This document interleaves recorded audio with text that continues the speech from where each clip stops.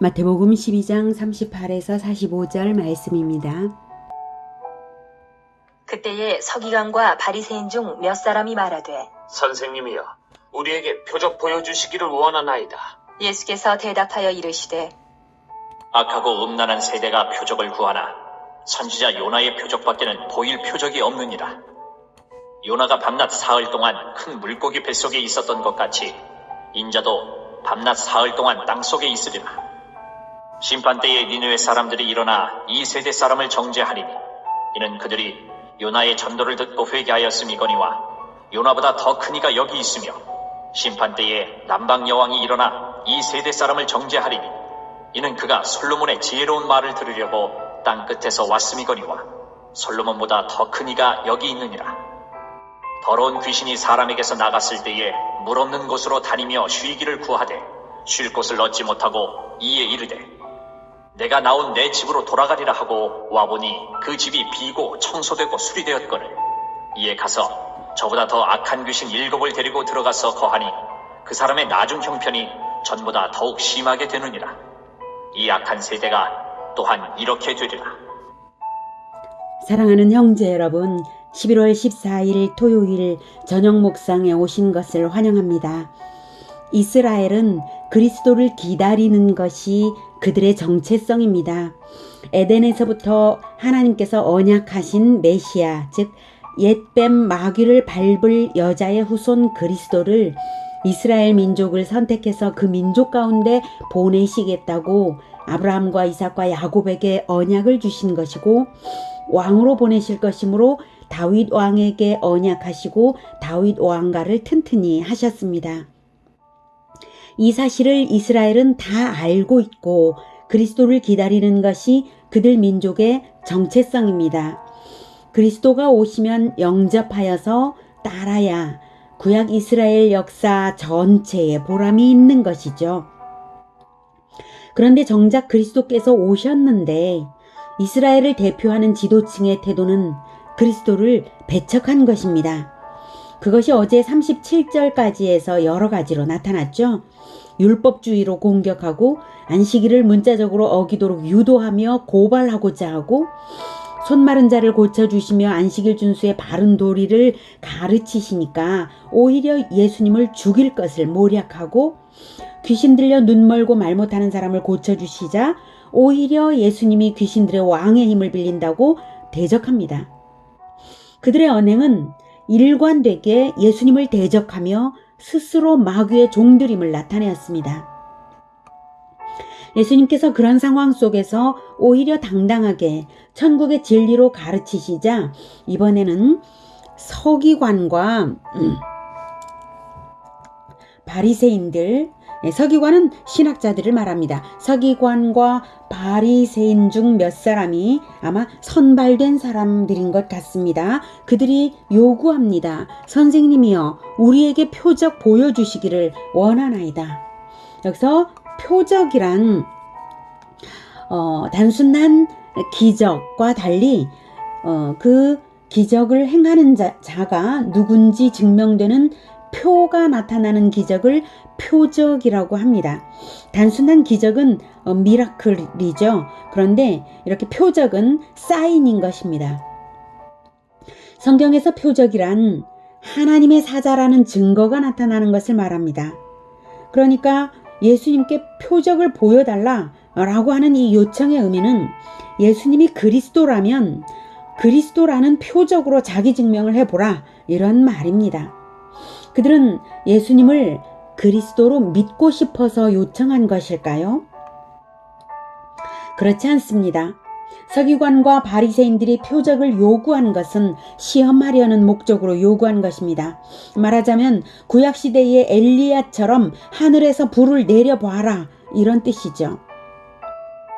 그들의 요구는 부당한 것이고 하나님을 시험하는 것과 다름없습니다. 왜냐하면 이미 너무나 많은 표적과 복음이 선포되었기 때문입니다. 하나님을 시험하고자 하는 그러한 요청을 예수님께서 허용할 수 없으시죠.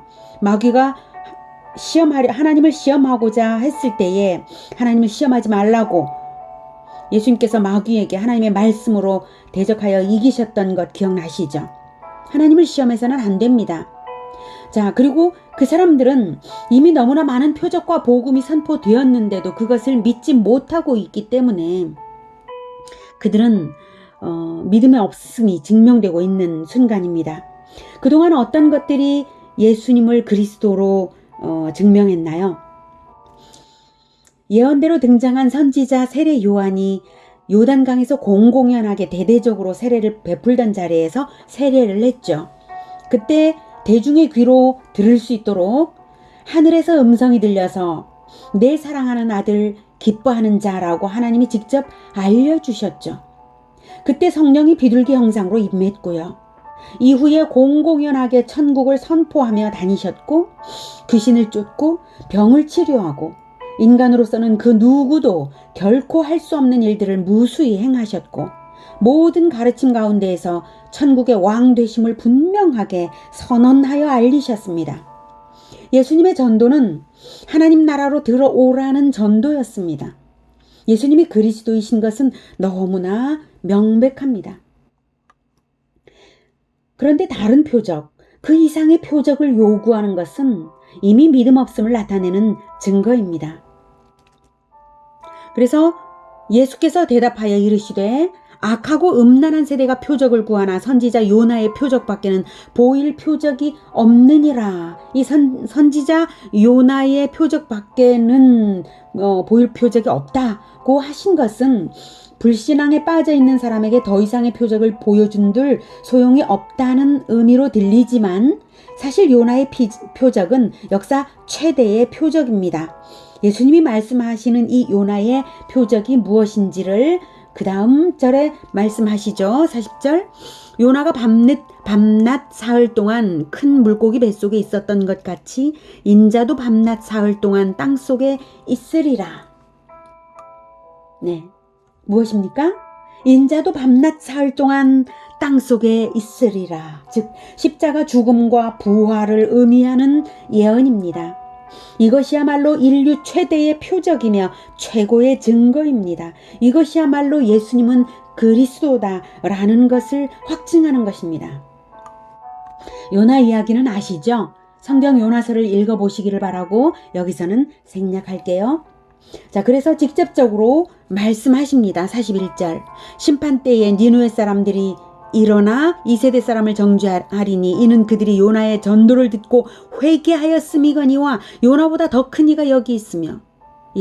니느웨 사람들도 요나의 전도를 듣고 회개하는데 너희들은 요나보다 더 큰 이 그리스도가 여기 있다. 왜 회개하지 않고 하나님을 시험하려 드느냐 이 뜻이죠. 42절. 솔로몬보다 더 큰 이가 여기 있느니라. 이 이상 어떻게 그리스도이심을 말하겠습니까? 다 말씀하신 거죠. 이 말씀에는 또한 책망이 들어 있습니다. 어떤 계시도 알지 못하던 이방 땅의 니느웨가 그리고 낯선 방문자에 불과한 요나의 심판 메시지를 들은 즉시 회개하였다는 니느웨가 회개하였다는 그 사실과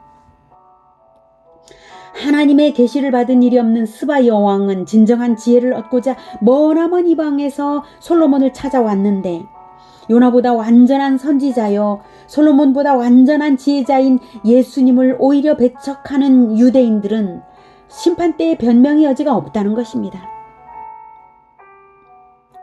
이어지는 비유는 두려운 예언입니다. 43절부터 45절까지. 더러운 귀신이 사람에게서 나갔을 때에 물 없는 곳으로 다니며 쉬기를 구하되 쉴 곳을 얻지 못하고 이에 이르되 내가 나온 내 집으로 돌아가리라 하고 와보니 그 집이 비고 청소되고 수리되었거늘 이에 가서 저보다 더 악한 귀신 7을 데리고 들어가서 거하니 그 사람의 나중 형편이 전보다 더욱 심하게 되느니라. 이 악한 세대가 또한 이렇게 되리라. 이 비유에서 내가 나온 내 집, 내가 나온 내 집, 이거 귀신이 말하는 거죠. 더러운 귀신이 내가 나온 내 집으로 돌아가리라. 그 내 집은 바로 사람에게서 나왔으니까 집은 사람입니다. 여기서 즉 유대인들을 비유하는 것입니다. 유대 민족을. 여기에서 맨 마지막에 이 악한 세대가 또한 이렇게 되리라. 이 믿음 없는 세대가, 하나님을 시험하려는 세대가, 하나님께서 그리스도를 보내주었는데도 불구하고 오히려 하나님을 시험하려던 이 믿음 없는 이 세대가 또한 이렇게 되리라. 유대인들이 이렇게 되리라는 말씀입니다. 어떻게 된다고요? 내용을 다시 보죠.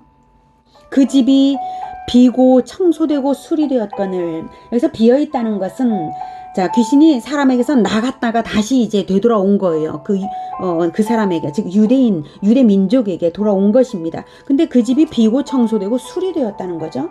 여기서 비어있다는 것은 아무도 거주하지 않는 빈집처럼 되어 있었다는 것입니다. 유대 민족인데 비어있으면 됩니까? 유대 민족의 주인은 하나님이시니까 하나님이 거기 거하셔야 되는 거거든요. 즉 성령께서 그 집에 거주하시지 않기 때문에 다시 귀신을 받아들이기에 좋은 상태로 있었습니다. 그러니까 청소되었다는 것은 여기서는 사실은 부정적인 의미입니다. 귀신이 싫어하는 것이 치워져 있었다는 의미죠. 수리되었다. 여기서 수리되었다라고 하는 표현은 헬라어 원문 의미로는 장식되었다라는 뜻입니다. 즉 외식적인 요소까지 있어서 귀신의 마음에 들었다는 것입니다. 유대 민족에게, 특히 유대인의 지도자들에게 외식주의가 얼마나 많았습니까? 그래서 귀신 마음에 들었다는 것입니다. 이 비유를 역사적 관점으로 해석하면 이스라엘 백성들은 바벨론 포로 귀환 시에 우상숭배라는 더러운 귀신을 쫓아내는 개혁적인 일을 하였습니다. 더 과거를 돌아간다면 이스라엘 백성들은 하나님의 백성들이지만 하나님의 말씀을 거부하여서 과거에 우상숭배했죠. 왕국시대의 말입니다.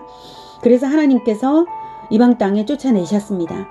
그래서 바벨론에서 70년이나 노예 생활을 하고 회개를 했죠. 그래서 하나님께서 포로 귀환을 시켜서 이제 예루살렘으로 돌아올 때에 개혁적인 일을 해서 우상숭배를 버렸다는 것입니다. 더러운 귀신을 쫓아낸 거죠. 그러나 그 이후가 중요합니다. 그 이후에 다시 오직 하나님만을 섬기고 영접하여 섬기고 모셔드려서 영혼의 빈 공간을 진리의 말씀과 성령의 감동으로 채워서 살아가야 될 거 아니겠습니까? 그런데 그렇게 하지 못한 채 얼마 후에 바리새주의의 발흥으로 외식적인 율법주의로 전락했습니다. 이제 악한 영이 더욱 들어오기 좋은 영적 환경이 되어버린 상태가 바로 유대 종교의 처지인 것입니다. 그래서 그 귀신이 저보다 더 악한 귀신 7을 데리고 들어가서 귀신은 이 집, 즉 유대 민족을 장악하기 위해서 7 귀신, 즉 더할 나위 없이 악하고 강력한 세력으로 쳐들어갔기 때문에 처음보다 훨씬 악화되고 말 것이라는 예언입니다. 이 악한 세대가 또한 이렇게 되리라. 예수님 당시의 유대교는 과거 왕국 시절보다 훨씬 악하게 된다는 예언을 하신 것이죠. 나중 형편이 더 악하게 된 이유는 자신들의 내면의 성령을 새로운 거주자로 모셔드리지 않았기 때문입니다. 성령의 거처가 되지 않는 한 마귀의 먹이가 되는 것은 불을 보듯 뻔한 일입니다. 예수님의 십자가와 부활은 인류 역사 최대의 표적입니다.